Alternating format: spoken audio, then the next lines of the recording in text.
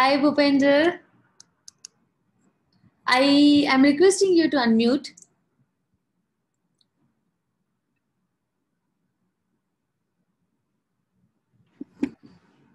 Great. Can you hear me properly? Yes, I can hear you properly. Thank you. Happy to see you. Is the lighting in the room okay? Yes, lighting is perfect. Okay. Yeah. It's not dark and all that, right? No, it's not dark. We can see you clearly. Great. And am I in the center of the screen? You are. Yeah. I think it's 5 p.m. now, so just wait. Hi, it's 5 p.m. We want to wait for 1 minute or Yes, we want to we will start? start with a minute of silence. Okay. Yeah, thank you.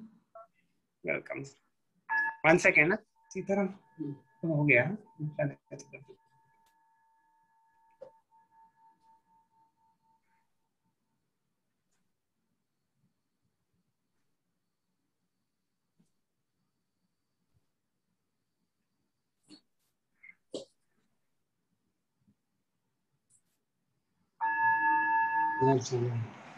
Thank you. क्या light चालू है? बंद करो ना मगर. Thank you everyone for joining today's Healing Circle Talks. Before we begin, please allow me to read the guidelines for Healing Circle. Yes, Healing Circles are based on Healing Circle are safe havens. They are based on the foundation of kindness and respect. We all participants agree to listen to each other with compassion and curiosity. We honor each other's unique ways of healing and don't presume to advise or fix or try to save each other. We hold all the stories shared in the circle within us, and we trust each one of us has guidance we need within us, and we rely on the power of silence to access it. So thank you so much for joining for today's Healing Circle Talks. And we have with us our today's speaker, Bhupendra Tripathi, a very inspiration person who has not only fought cancer, but also multiple other challenges in life as well. His journey personally inspires me a lot. I remember when I met Bhupendra when I was beginning my journey with Lovell's cancer 3 years ago. So I say Bhupendra, when he was on his way to achieve a completely successful life, until one day he suffered a paralytic attack after a fall in his house. He was diagnosed with non-Hodgkin's lymphoma, which is a rare type of blood cancer. He also lost his vision when he was on the verge of complete recovery from cancer. But none of that prevented him from achieving his dreams. He now works as the manager of the Reserve Bank of India. His journey is very inspiring and motivational. The journey of beating cancer is a very clear example that disability, or I would call that special ability, is just in the minds of people. It's time to stop focusing on your disabilities and focus on the abilities. Thank you so much, Bhupendra, for being an inspiration to all of us. We you know what, the way I see, we all go through our small or different kind of challenges, but when I look at your journey, it's not, there's not one, there's two, three, and four things which were not right at one point of time, but you did not give up. Rather, you converted those challenges into opportunities and being an inspiration to thousands of other people by setting up an example for all of that. So thank you so much, Bhupendra, for joining us in today's Healing Circle Talks by sharing your experience. And I would request you to please uh, share about your journey and how it began. Thank you so much. Am I audible to everyone? Yes. Okay. So thank you so much, first of all, Dimple ji, for giving me this opportunity today. And साथियों, आप सबको मेरा प्यार भरा नमस्कार. आज का दिन बहुत स्पेशल दिन है because today is Holi 2021, and after a grueling period of lockdown of say around 12 months or so, now we have this festival of colors today. And this has a lot of symbolic meaning today for me. Why? Because it is not simply a festival of colors, but Holi, like one day, like today we do Holika Dahan, and it symbolizes कहते हैं ना वो बुराई के ऊपर अच्छाई की विजय. So today is the victory as the story goes, you must have all heard of that story in your childhood. It's time to memorize or remember that just for a while, that the story of Bhakta Prahlad. He was tortured by unbelievable circumstances for around 8 days, just before today. So that those 8-day period is called the Holashtak. And in these 8 days, it was a test of his devotion. And he was he was facing death almost every day, right? And Prahlad was subjected to all kind, he was thrown from a mountain cliff, or he was thrown into a river, or in a well full of venomous snakes, and so on and so forth. And the pinnacle of that was the extreme pain and certain death was facing in front of him when he was, कहते ना चिता के ऊपर उसको, जलती हुई चिता के ऊपर उसको बैठाने वाले थे होलिका के साथ. So, and he came out all of that holding on to the straw of his unshakable devotion. And that unshakable devotion helped him come out of this entire thing. And the divine had to manifest, and in the form of Narsimha Bhagwan today. And that's how the story goes, isn't it? And this is so much symbolic to me. And I get goosebumps that I got this opportunity today to share my experience. Almost a story of a similar kind of unshakable faith in the universe, in the divine, in some spiritual cosmic energy. So that helped me, tide over that crisis period in my life. So with this background, I would like to share one of my favorite Sanskrit shloka, which was given to me by my mom when I was facing this unbelievable, you can say, enemy in front of me called cancer. So at that time, my mom gave me this Sanskrit shloka, and there it goes. It says, Mukam karoti vachalam pangum langhayate girim yat kripatamaham vande paramananda madhavam. Paramananda madhavam. So it says that a person who cannot even speak properly can become a powerful orator. A person who cannot even walk properly can climb mighty mountains. To cut it short, all these tasks are seemingly impossible, isn't it? So it basically means that even the impossible can turn into a possibility if. It's almost like that terms and conditions apply. The second line of the shloka gives the condition that when you are able to maintain your state of mind in that Paramananda state. Now, that is the key word in the second, Paramananda Madhavam. So then only you get the divine blessings, or then only you get the divine manifestations of miracles in your life. And then you get the superpower to overcome the almost impossible cases of enemy facing you. This could be any kind of physical health enemy, or financial, or whatever crisis situation you have. That's like a symbolic word for that. So the impossible can turn into possible if we are able to maintain a state of mind which is permanent. Now, what is permanent state of mind? I would like to dwell here for a little bit. See, there is a thin line of difference between happiness and bliss.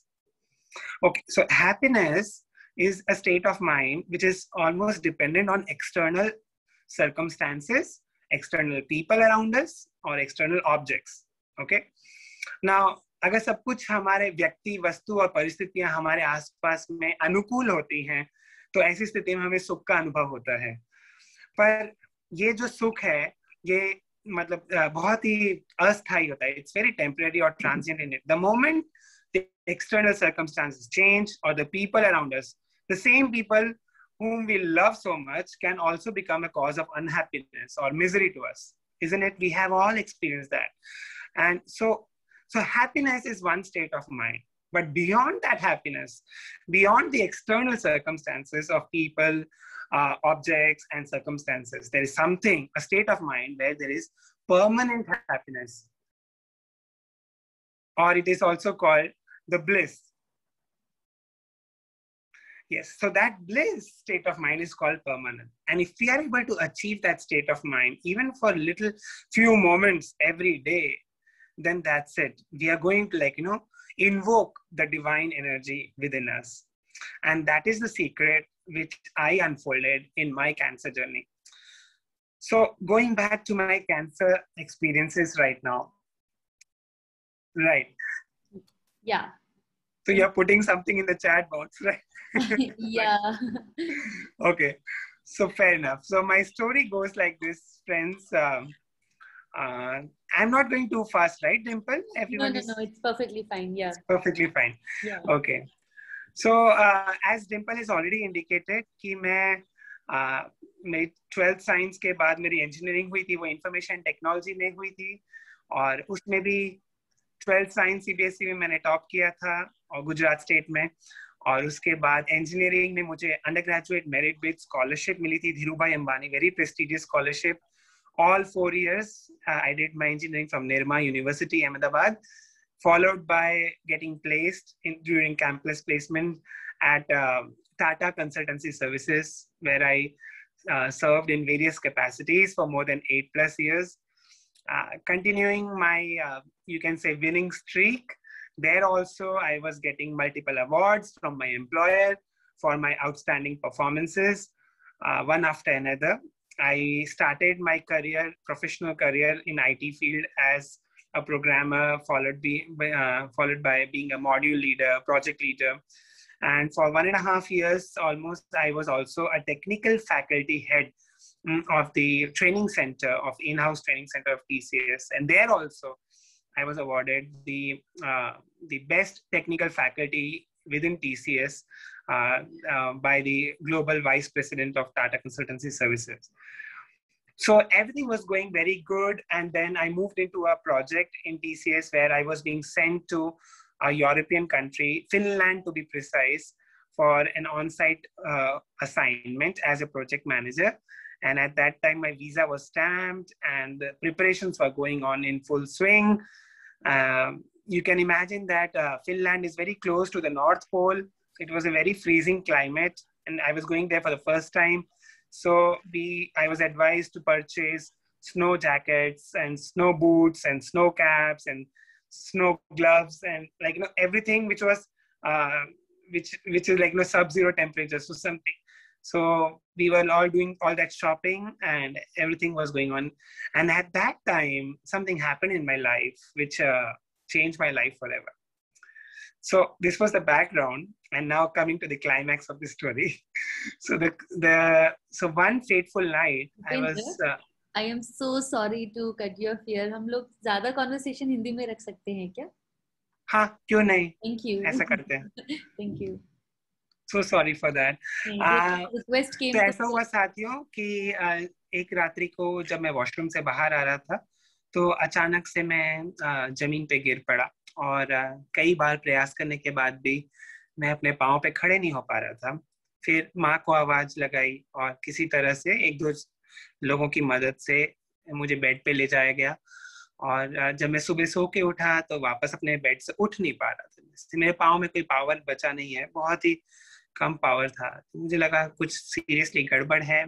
फिर neuro surgeon को appointment लिया गया, घर पे बुलाया, और उन्होंने फिर वो जो हैमर वाला टेस्ट करते हैं, वो सब प्रिक एंड हैमर, वो लोग सुई से प्रिक करते हैं सब सेंसिटिविटी चेक करने के लिए. And then they almost concluded कि it is severe paralytic attack, waist down, जिसको पैराप्लीजिया कहते हैं, नाभि से नीचे का हिस्सा पूरा, grade 5 पैरालिसिस.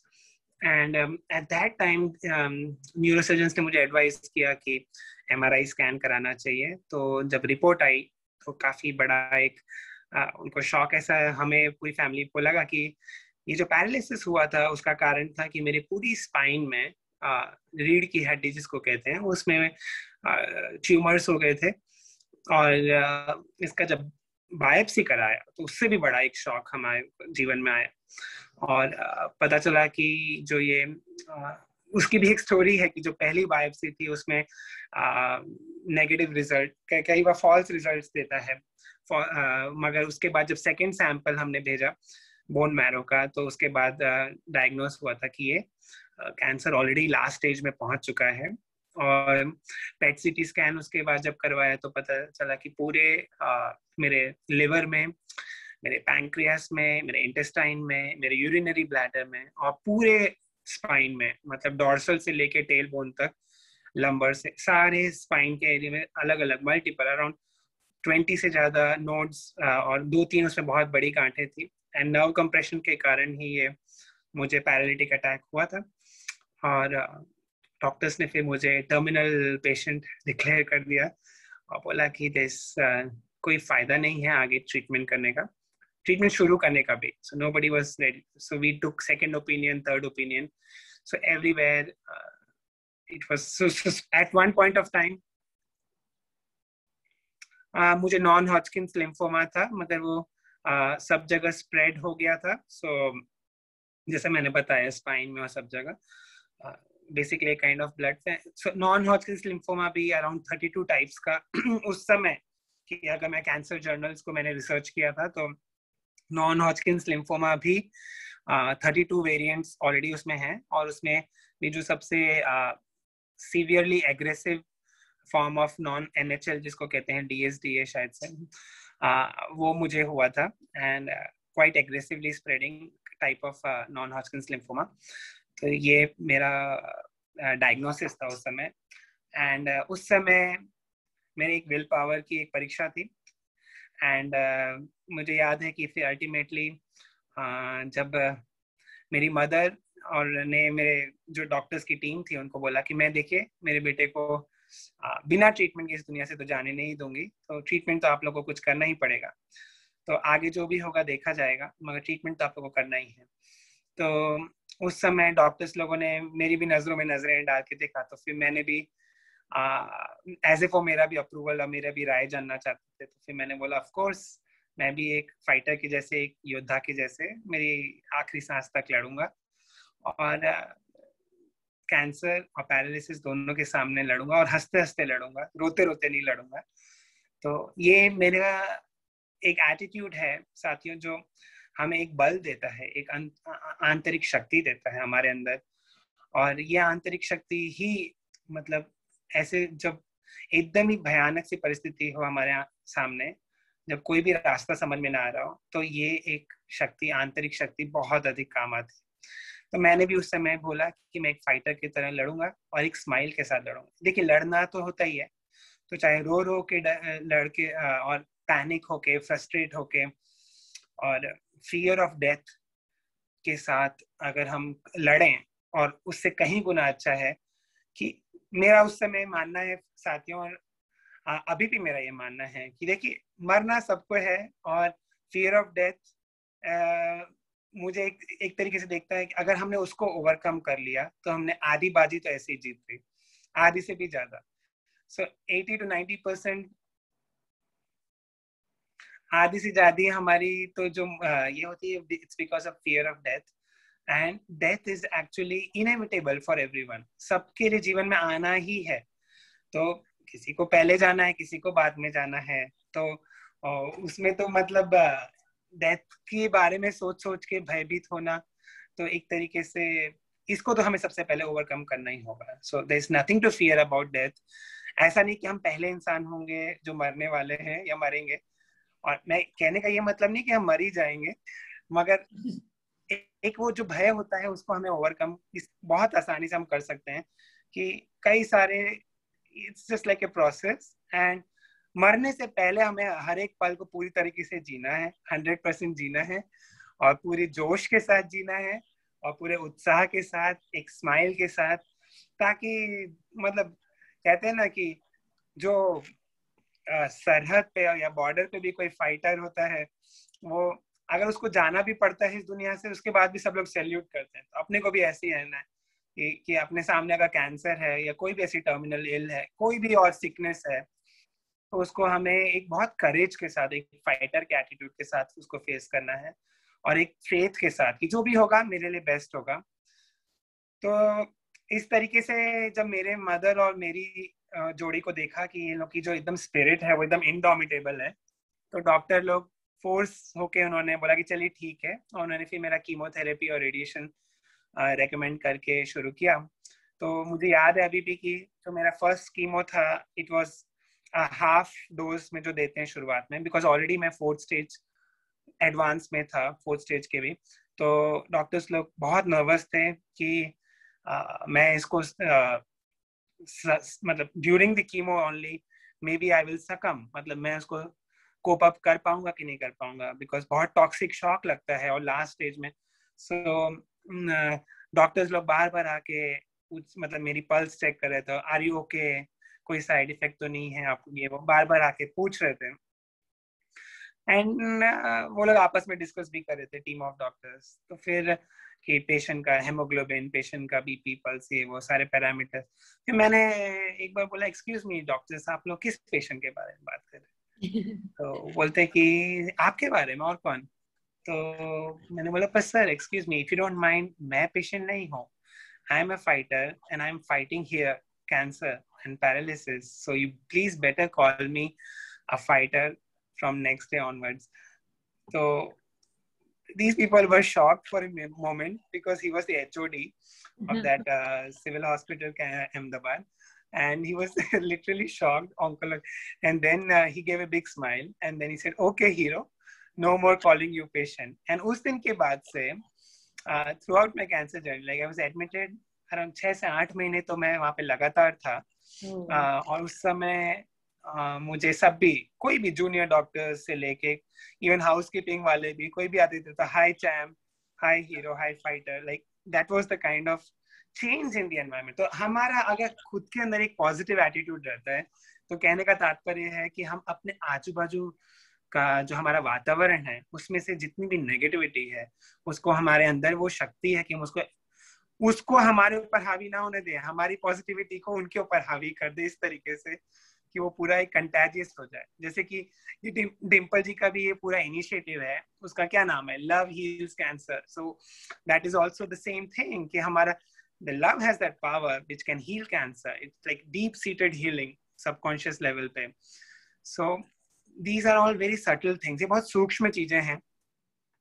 और मुझे ऐसा लगता है कि जो सूक्ष्म चीजों में जो पावर है, वो कोई भी स्थूल चीजें हैं कि टिप्स आपको कई सारे इंटरनेट पे मिल जाएंगे। इसलिए मैंने सोचा था कि आज मैं जो मेरे सूक्ष्म अनुभव हैं उस पे थोड़ा ज्यादा ध्यान दूंगा अपनी टॉक में।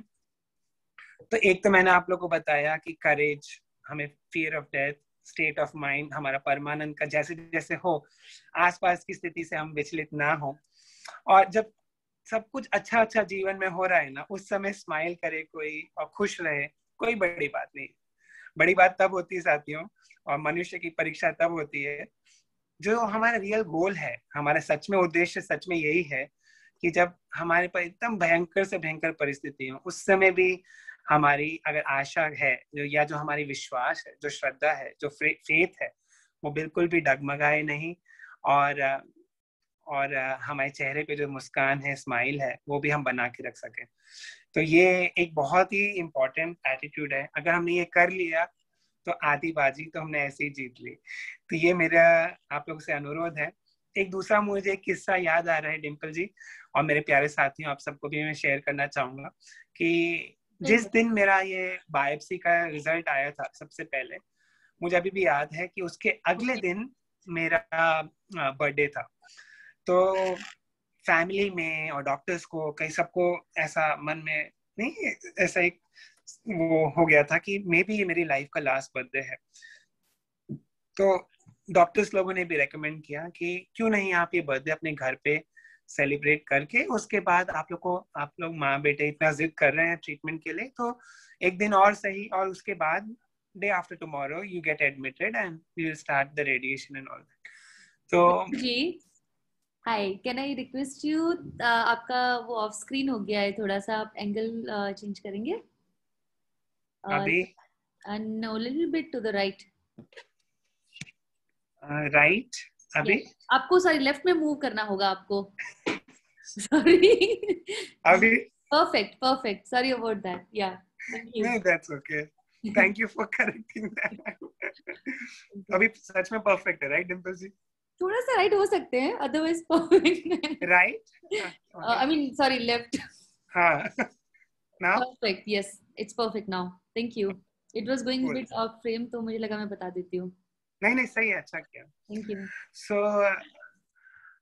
So my point was that तो फिर मैंने डॉक्टर्स को बोला कि नहीं भाई, I am facing an enemy जो हर एक सेकेंड वो स्प्रेड हो रहा है, तो why should I wait for one more day. I will celebrate my birthday. मैं मेरे जन्मदिन को यहीं पे हॉस्पिटल में मनाऊंगा. अभी आप लोग भी मेरी फैमिली में ही है, मेरी टीम है, तो मैं यहीं पे आप लोग के साथ ही मनाऊंगा. और फिर मैंने बोला कि मैं इससे अच्छा बर्थडे गिफ्ट अपने आप को क्या दे सकता हूँ कि अभी मुझे मेरी हेल्थ के लिए अगर मैं एक कदम अपनी ओर उठाऊं कि रेडिएशन शुरू करें तो. I'm just sharing a few lines from your story. So yeah. Yeah, so my software is reading out your chat box message to me. So Okay. superbly written. Yeah. जो मैं बोलना चाहता था आपने उसको बहुत अच्छे से समराइज किया. Attitude, it means a lot. It definitely means a lot. An attitude of a fighter and attitude of having deep, unshakable faith in whatever you believe. Like maybe it is your universal power or your Krishna, or it can be your divine, whatever.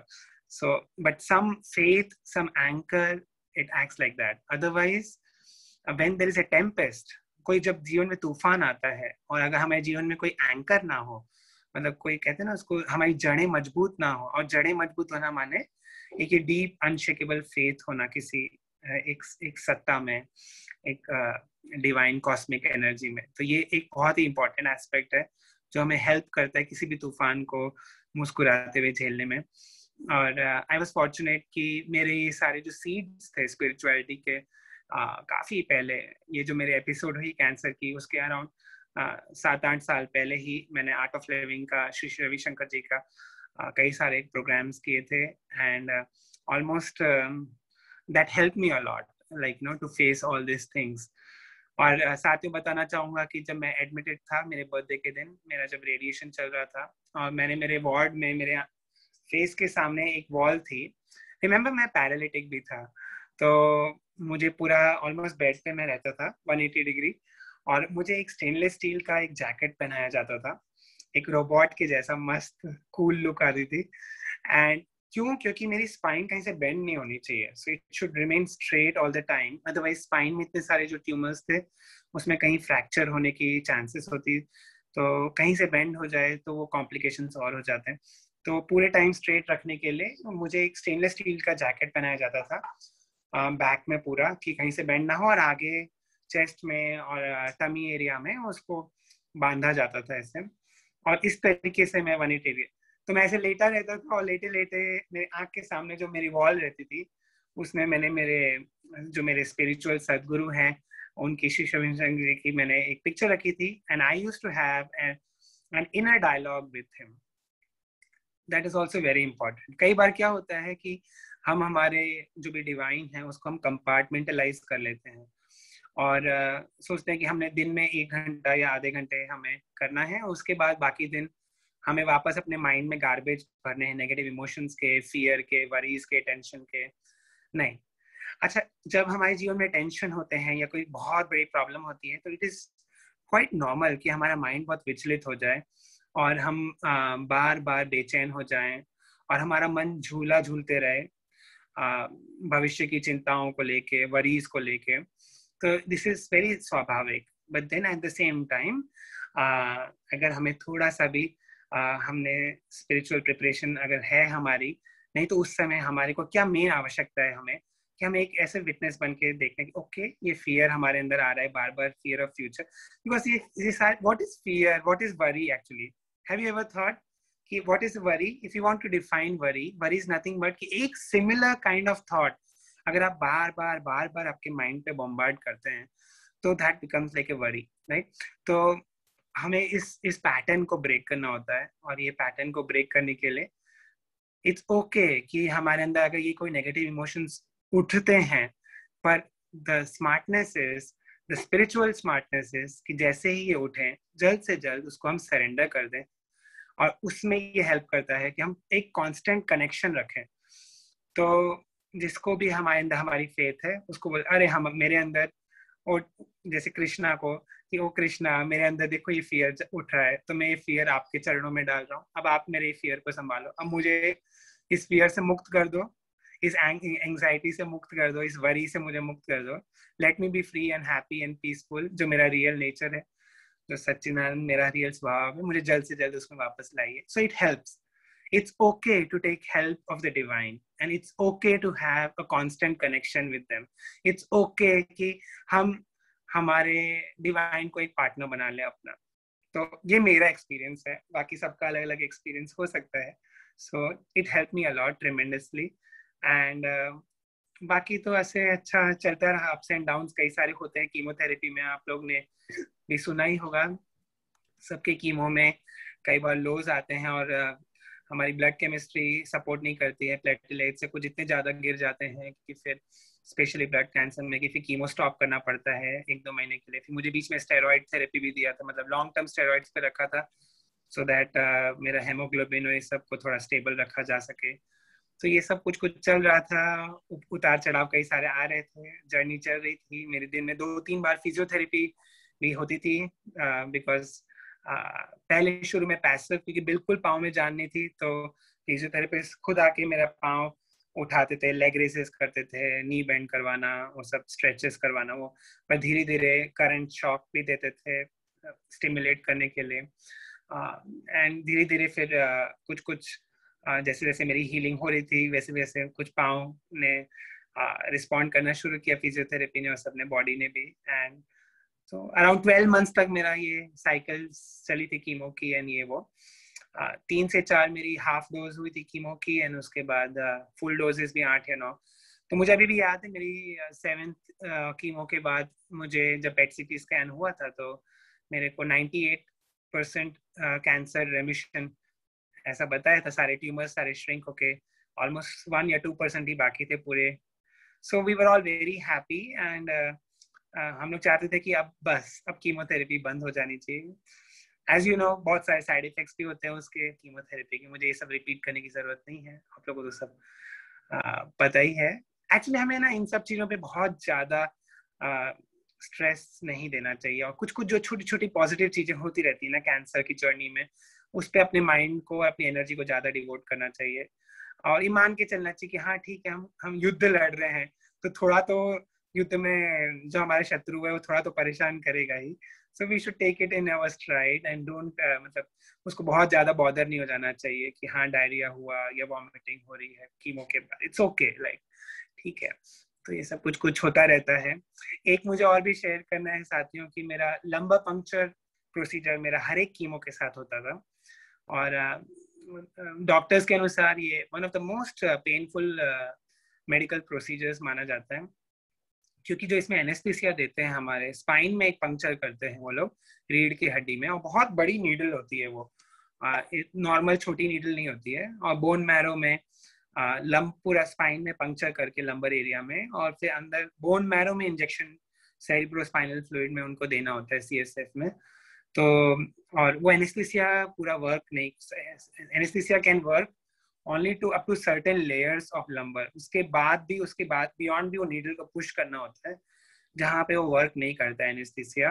और it is extremely, वो लोग कहते हैं ना कि the waves of pain they start rising in the body. So I remember कि मेरे oncologist, और ये मेरे हर एक कीमो में होता था, क्योंकि ये they don't want it कि ये मेरे बाकी नर्वस सिस्टम में स्प्रेड हो, ब्रेन में या कहीं पे, तो उसके लिए वो प्रिवेंटिव ये देते थे. Dimple, I'm still visible in the middle of the screen. Yes, it's absolutely perfect. So then they used to prepare me for that. But then मुझे अभी भी याद है कि मेरे ऑन्कोलॉजिस्ट लोग ने मुझे सब ऐसे मेंटली प्रिपेयर तो किया था, एंड मैं उनके साथ जोक्स कर रहा था, बातें कर रहा था through out the procedure. And local anaesthesia दिया उन्होंने, सब कुछ दिया. एंड वैसे नहीं वो शिशु वाली पोजीशन में पूरा क्राउच करके लेटना होता है साइड में करवट लेके, तो उस पोजीशन में रख के फिर उन्होंने लंबा पंक्चर करना शुरू किया था. एंड जब मैं बात करते करते पूरा मैंने कहा बस हो भी गया पूरा. And these people were shocked and they said that we have never seen such a that who has never shouted और येल्ड इन दिस प्रोसीजर.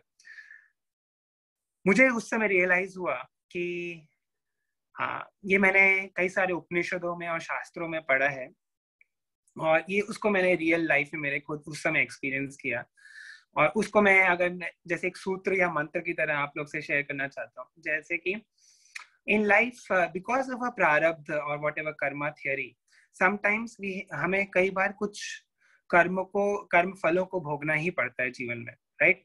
तो उसको कई सारे शास्त्रों में और उपनिषदों में उसको बताया गया है कि it is like the first arrow. तो एक वो पहले तीर की तरह है जो हमारे शरीर में लगती है और उससे पेन होता है, ये होता है।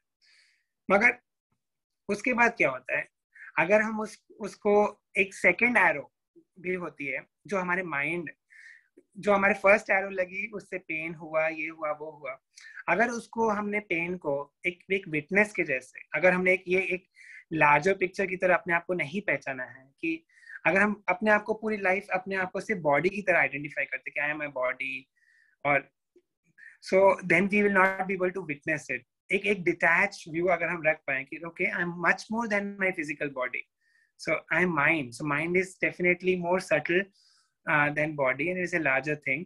सो एक लार्जर व्यू अगर हम देख पाए और एज ए विटनेस देख पाए, जैसे कि हम कोई विटनेस जैसे मूवी देख रहे हैं उसी तरीके से देखें कि ओके ये प्रोसीजर हो रहा है, ये पेन हो रहा है, तो if you can view that way, so as if ये किसी और की बॉडी में हो, this is so like that.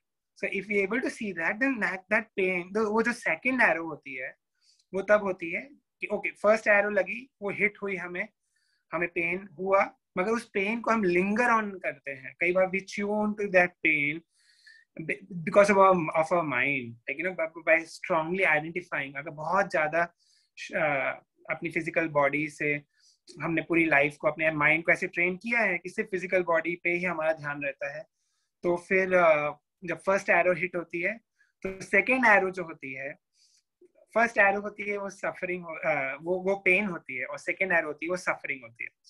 सो जो pain can turn into a suffering because of our mind. So the sutra is ki the suffering, the pain is inevitable sometimes, but the suffering is definitely optional.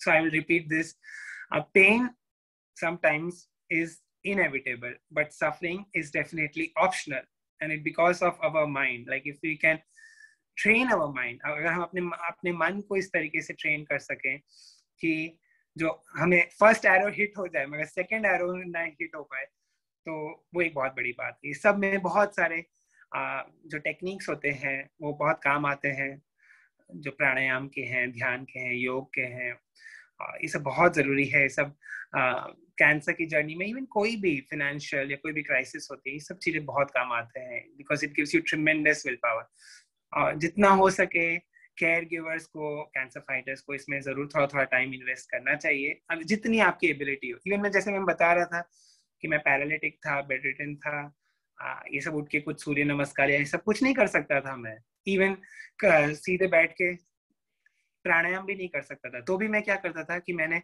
मुद्रा प्राणायाम सीखी थी। जैसे अलग अलग तरीके की मुद्राएं होती, जैसे ये चिन्ह मुद्रा है, ये आदि मुद्रा है, तो ये अलग अलग मुद्राएं होती हैं उसमें, और उज्जयी ब्रीदिंग होती है, योगिक ब्रीदिंग होती है, वो लेटे लेटे पैरालिटिक पेशेंट्स भी आराम से करते हैं। उससे हमारे शरीर का प्राणा इंक्रीज होता है, और जब हमारा प्राणा इंक्रीज होता है तो हमारे शरीर मन में जो हमारे मन में जो डाउट्स उठते हैं बार बार, वो डाउट्स घटने लगते हैं। तो जैसे मैं फेथ और के बारे में बता रहा था, दूसरा एक दूसरा पहलू है मन का, वो है डाउट्स का। डाउट्स एक ऐसी चीज होती है जो संशय जिसको कहते हैं, भगवत गीता में भी लिखा है कि जो बार बार संशय करता है हर चीज में। तो वैसे मनुष्य क्या होते हैं कि कई बार वो आसपास के लोगों में डाउट करने लगते हैं, फिर जो उनके साथ कोई टेक्निक्स हो रही हैं, जो प्रोसीजर्स हो रहे हैं उस पर डाउट करने लगते हैं, ट्रीटमेंट पे डाउट करने लगते हैं बार बार, और वो डाउट होते होते वो खुद की हीलिंग के ऊपर भी कि ये सच में मेरे पे वर्क हो रहा है कि नहीं हो रहा है, मेरी बॉडी रिस्पॉन्ड कर रही है कि नहीं कर रही, और थोड़ा बहुत कोई बॉडी पॉजिटिव साइंस देती भी है तो भी मन में डाउट उठने लगते हैं कि पता नहीं ये छोटा सा एक पॉजिटिव साइन है, पता नहीं लास्ट करेगा कि नहीं करेगा, पिछली बार की तरह धोखा तो नहीं दे देगा। एंड ये तो कई बार माइंड में एक खिचड़ी पकती रहती है डाउट्स की, राइट? तो ये जो डाउट्स होते हैं, इसको कैसे हम लोग विजुअलाइज कर सकते हैं कि सपोज आपकी लाइफ एक बोट की तरह है, और आप बोट है, आप चला रहे हैं, ठीक है, एक के बाद एक तूफान आपके बोट वो क्रॉस कर पा रहे हैं, मगर अगर उस बोट में एक छोटा सा भी छेद हो जाए, राइट, तो क्या होगा? आप भले कितनी ताकत से उसको रोइंग कर रहे हैं और आगे बढ़ने की कोशिश कर रहे हैं, तूफानों को पार करने की कोशिश कर रहे हैं, मगर जो वो डाउट होता है हमारे माइंड में, वो एक उस होल की तरह काम करता है। आपकी बोट में वो छेद कर देगा, आपकी सारी जो इनर पॉजिटिविटी है, इनर स्ट्रेंथ है, उसमें लीकेज होने लगेगा और आपकी जो प्राणा है वो गिरने लगेगी, घटने लगेगी। लो प्राणा से आपके अंदर मन में डाउट्स और ज्यादा आने लगेंगे। भगवत गीता में जैसे लिखा है, संशयात्मा विनश्यति। तो एक बार जब आपके मन को ये चारों तरफ से संशयों ने घेर लिया, तो फिर बहुत मुश्किल है उसमें से बचना। तो बहुत जरूरी है कि जब भी बहुत सारे संशय हो रहे हैं तो समझ जाने का कि हमारी जो फेथ की या श्रद्धा की, जो विश्वास की जो हमारी नाव है, उसमें छेद हो गया है। तो तुरंत उस छेद को भरना होता है श्रद्धा से और पूरे समर्पण से।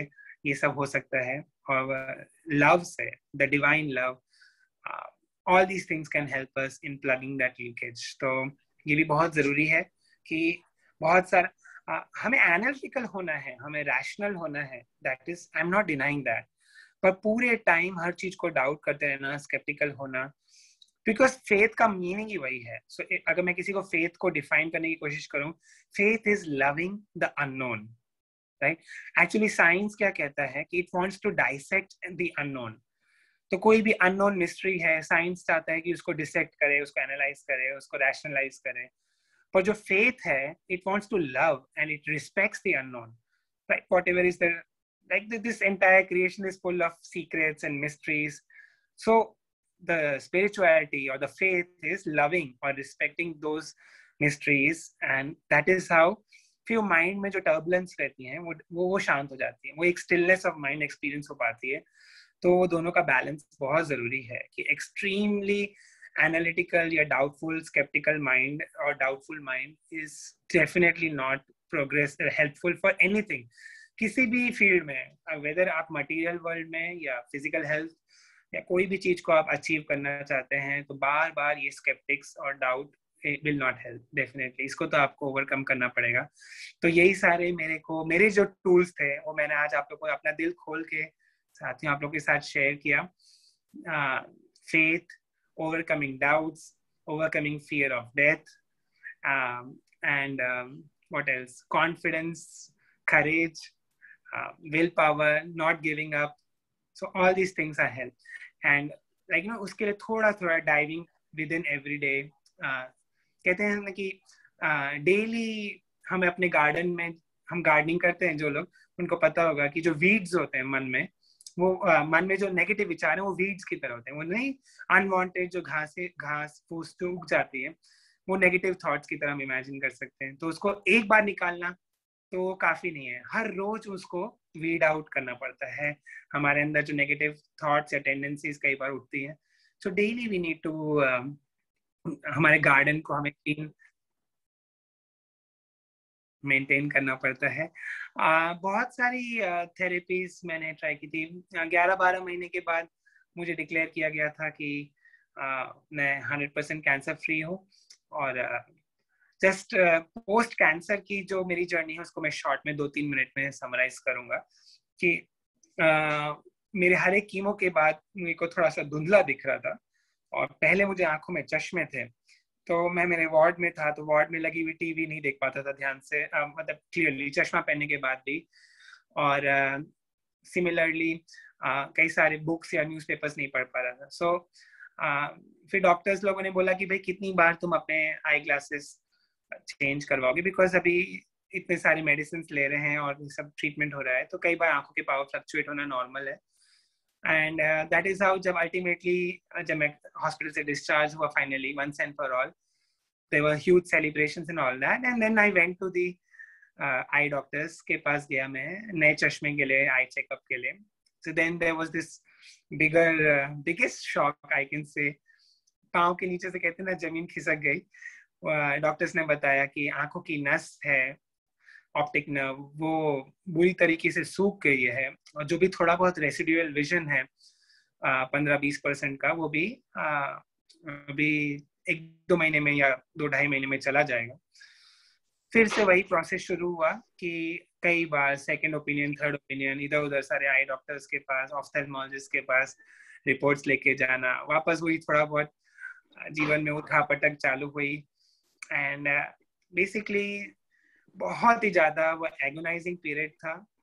फिर मैंने अचानक से एक दिन रियलाइज किया, जब सब जगह से एक ही ओपिनियन आ रहा था कि इसमें इरिवर्सिबल डैमेज होता है और कोई ट्रीटमेंट पॉसिबल नहीं है, आंखों की नस जब एक बार डैमेज हो जाती है, सूख जाती है, तो सो देन फिर ऐसा सब हो रहा था कि बहुत ज्यादा माइंड, जितना कैंसर की जर्नी में मैं इतना हिला नहीं था, उतना ज्यादा ये ब्लाइंडनेस का विचार कर करके एक अगेन कहते हैं ना, जो फियर ऑफ फ्यूचर फियर्स कि आगे करियर का क्या होगा, ये इसका क्या होगा, वो so all those things were, those burdens were like just crushing me. तो बहुत ज्यादा हो गया था। सडनली आई रियलाइज कि nothing doing, so there must be some reason कि ये जो डिवाइन ने मुझे कैंसर से बचाया, ऑलमोस्ट लास्ट स्टेज कैंसर था जिसमें बचने की कोई उम्मीद नहीं थी, वहां से मुझे यहाँ तक लेके आए हैं। आज मैं टोटली कैंसर से फ्री हूँ, तो कुछ ना कुछ तो रीजन होगा। तो भले ही ये आई साइड गई है तो क्या है, कुछ तो इसमें भी मेरे लिए पॉजिटिव ही होगा। और भले ही मुझे अभी पता नहीं चल रहा है, अभी चारों तरफ डार्क। फिर मेरी माँ ने भी मुझे बोला कि बेटा ये जो डार्कनेस है भले ही तुम्हारे चारों तरफ हो, और तुम इसको अपने मन के अंदर इस अंधेरे को मत घुसने देना, और मन में हमेशा एक ज्योति जलाए रखना, और वो जो विश्वास की ज्योति है उसको बुझने मत देना। तो देखो जरूर कोई ना कोई रास्ते तुम्हारे खुलेंगे। माँ की बात मैंने हमेशा मानी, तो फिर धीरे धीरे सारे रास्ते खुलने लगे। मेरे जो फिजियोथेरेपिस्ट थे उन्होंने मुझे बताया, एक दिन मैं गुस्से में आके उनको मैंने बोला, फ्रस्ट्रेट होके थोड़ा, कि कल से आप मेरा फिजियोथेरेपी बंद कीजिए, अभी आई साइड जाने वाली है, डॉक्टर्स लोगों ने बोल दिया है, तो अभी मैं क्या करूंगा अपने। उस समय तक मैं वो वॉकर लेके चलता था, इतना परफेक्ट नहीं था मेरा इंडिपेंडेंट वॉकिंग, सीढ़ियाँ चढ़ना उतरना उस सब में मुझे सहारा लेना पड़ता था लोगों का। तो वो सब की फिजियोथेरेपी चल रही थी। तो वो मेरे फिजियोथेरेपिस्ट मेरे काफी क्लोज फ्रेंड बन गए थे, क्योंकि 1 साल तक he was a witness to my cancer fight. तो he became very dear friend of mine. तो he was a young guy, and that is how. तो मैंने उनको शेयर किया, कल से आना बंद कर दो भाई, क्योंकि अब तो आई डॉक्टर्स ने भी ऐसा कह दिया है। तो फिर उन्होंने बोला कि अरे भाई आई साइड जाना इतनी छोटी सी बात है, आपने तो उससे थोड़ी जीवन रुक जाता है, आप तो ये मैनेज कर लोगे आराम से। तो मैंने बोला कि तुमको पता भी है, तुम इतने आसानी से बोल रहे हो, आई साइड जाना क्या होता है तुमको पता भी है, इट इज। तो फिर मेरे को बहुत गुस्सा आया था उस दिन डॉक्टर आलाप पे, मगर फिर देन उन्होंने बोला एक बार आप मेरे फादर से मिलिए, और उसके बाद आप बोलेंगे तो उसके बाद मैं आना बंद कर दूंगा। मैंने कहा ठीक है भाई, तुम्हारे फादर से भी मिला देना। तो फिर उसके फादर को 2-4 दिन बाद लेके आए, श्री कैलाश भाई गढ़वी। तो उन्होंने भी मुझे अपनी स्टोरी शेयर की कि he was also, he lost his eyesight completely when he was also like in his early childhood। 8-9 साल के थे तब, छोटे थे कैलाश भाई ने भी।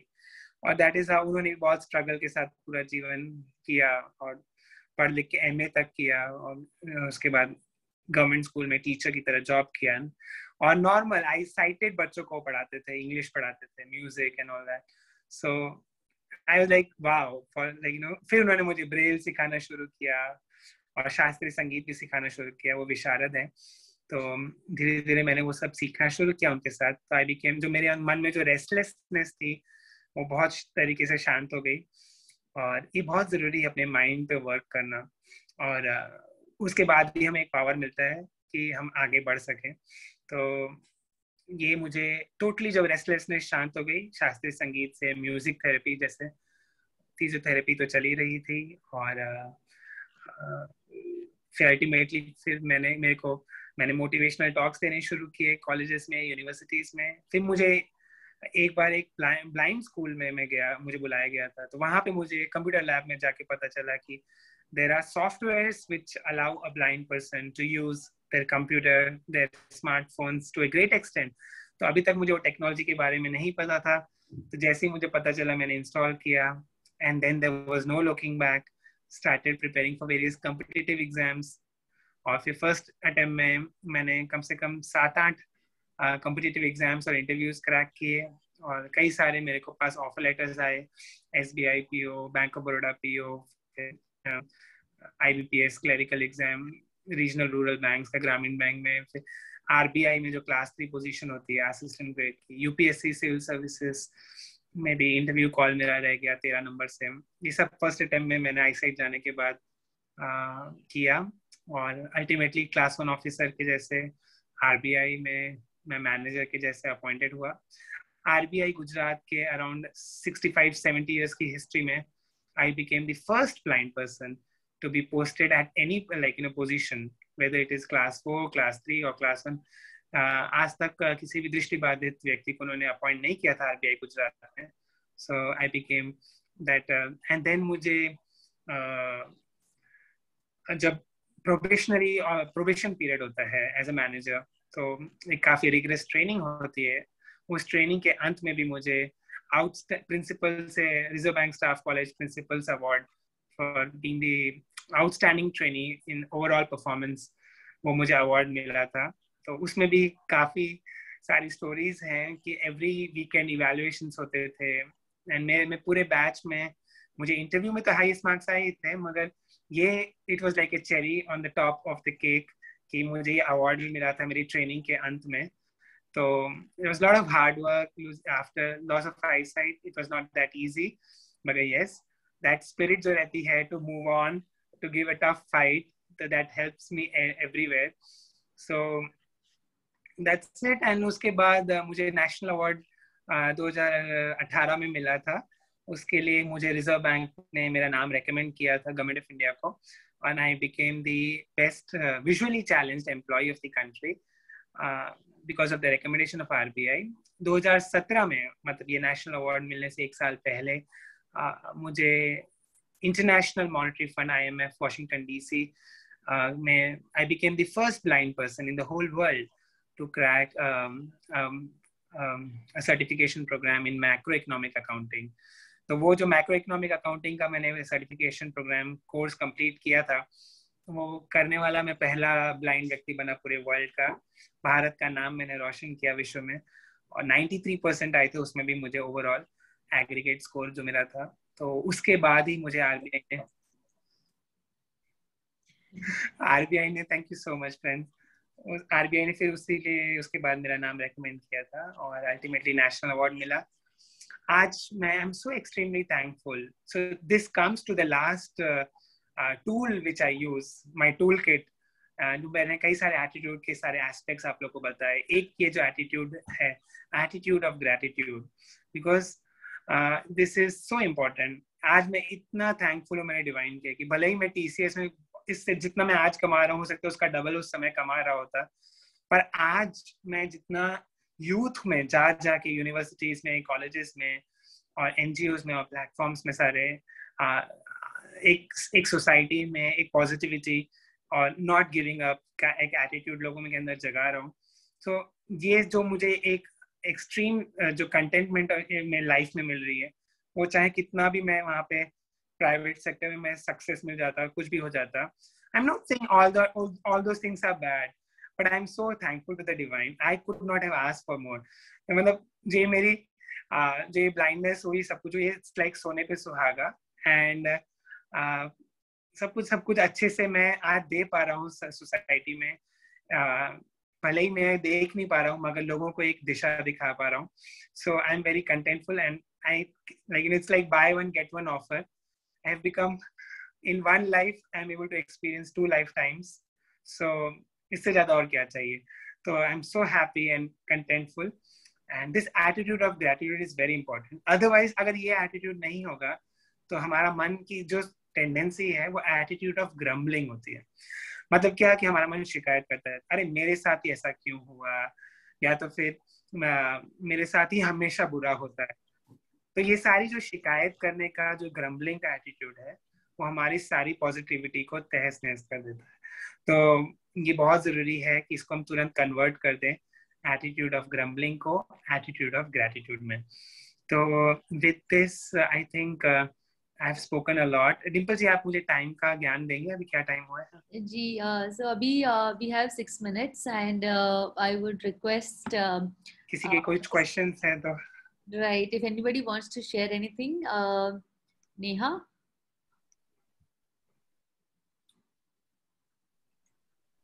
Hello hi Dimple ji. Hi. Hello sir. Hello Neha जी।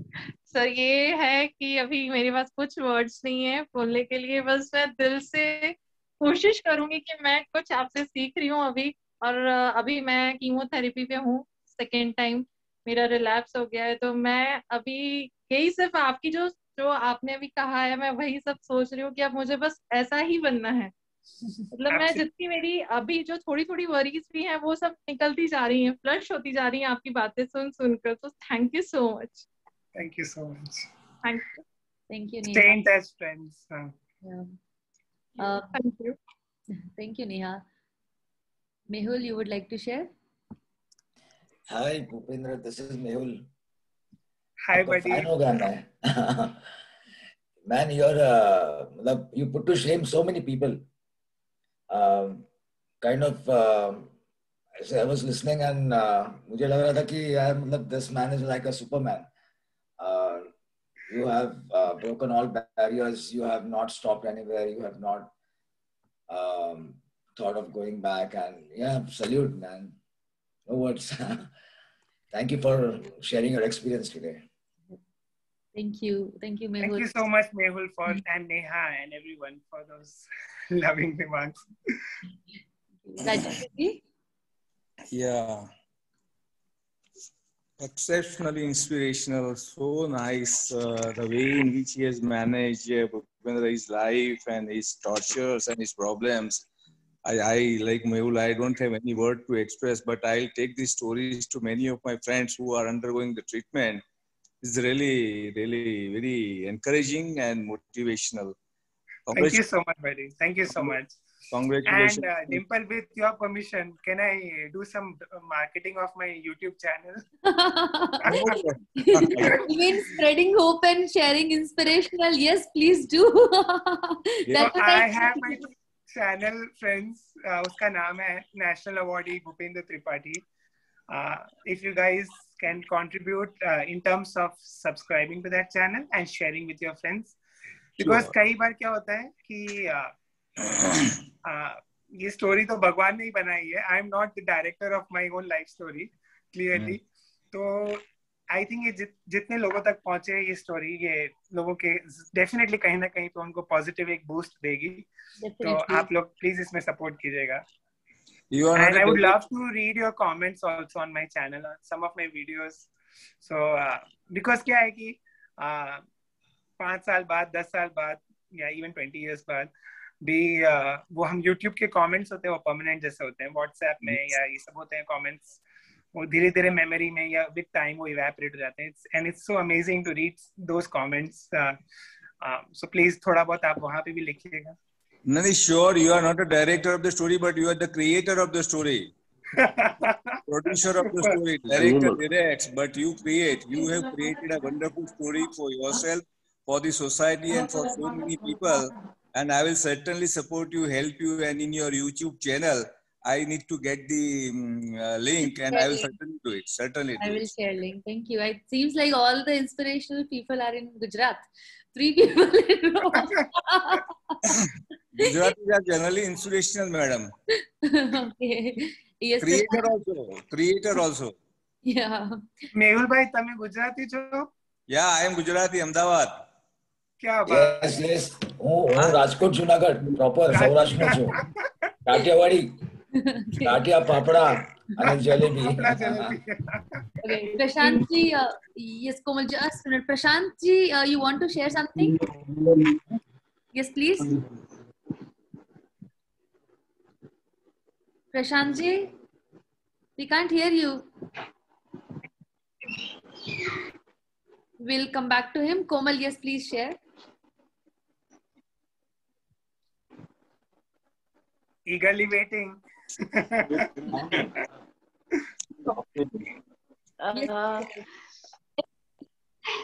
हेलो सर, मैंने ना आपका YouTube पे देखा था वीडियो और आई वाज वेरी इंस्पायर्ड और मैंने कई ग्रुप्स में भी शेयर किया था और मेरे लिए इतना यानी कि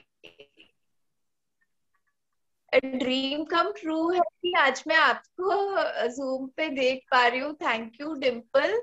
और आप इतना ज्यादा इंस्पायर करते हो. hats off to you, sir. Or you've inspired so many people. You're a real noble soul, God's angel. God bless you. Komal, God bless you all too. कोमल, सोचो अभी तुमसे मुझे वर्चुअली देख रही हो, जब लाइव मिलोगी तो फिर ज्यादा So it's like an open invitation to all of you. Like, you know, if you ever hang around Ahmedabad वाला, तो मेरे को एक दोस्त मिल ही गया है, पर मैं एक्चुअली गांधीनगर रहता हूँ. अहमदाबाद गांधीनगर पास में ही है, आजू बाजू में. हाँ, so please do drop in. Thank you. जल्दी से ये फिनिश करो कैंसर फाइट जिसकी चल रही है, and join my gang. Thank you everyone. Thank you Bhupendra. It's always pleasure knowing more about your journey. I remember 3 years back जब हम मिले थे, I was so inspired, so touched, because that time I was beginning my journey in this cancer care, and blessed that I began my journey finding inspiration from your journey. And we all are fortunate today that you that we spent this healing circle with you, got to learn a lot from you कि कितनी भी difficult circumstances क्यों ना आ जाए life में, it's all temporary and we all will come out of it. So those who are going through this difficult journey, जिनका treatment चल रहा है, it's all temporary. भूपेंद्र को 1 नहीं 2 नहीं 3 नहीं 4 problems थी, and see where he is today. So if one person can do it, then yes, we all can do it.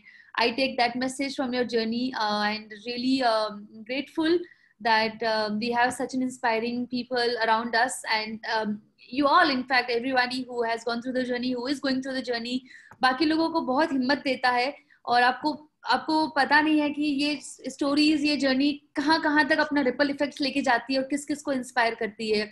And that's what motivate all of us to do more and more. And from the depth of my heart, deep gratitude to each one of you, to spread hope, to spread inspiration, to spread that yes, anything is possible. When we see in cancer, yes, medical treatment is a part of it. It's not everything. What is really needed is such kind of more and more stories, and what helped you, what can help others as well. And it's the care, it's the compassion, gratitude, and fighting with this disease की हो जाएगा, temporary है. 4th stage के कितने सारे survivors है, तो आप क्यों नहीं हो सकते हो. सो या, so it's all the will power and keep on doing, never ever give up. And maybe Dimple ji, मुझे मन में अभी एक thought आ रहा है कि we can have a follow-up session about couple of my learnings about some diet, food.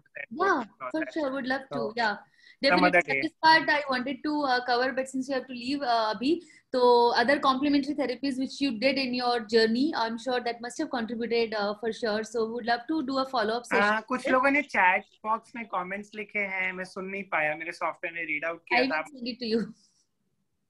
हाँ, आप मुझे भेजेंगे बाद में. मैं आपको भेज दूंगी. राइट. स्क्रीनशॉट ले लीजिए, या तो मुझे भेज ही दीजिएगा कॉपी पेस्ट करके. राइट. मैं आपको भेजती हूँ. So thank you so much. And we'll close the circle with the silence. With 1 minute of silence. Yeah, thank you.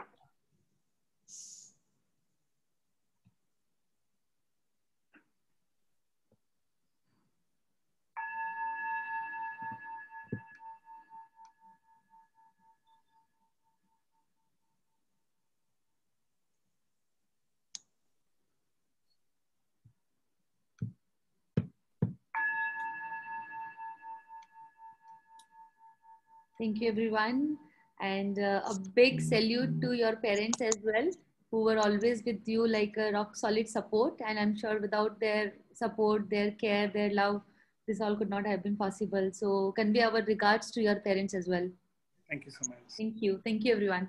And bless everyone. Thank you.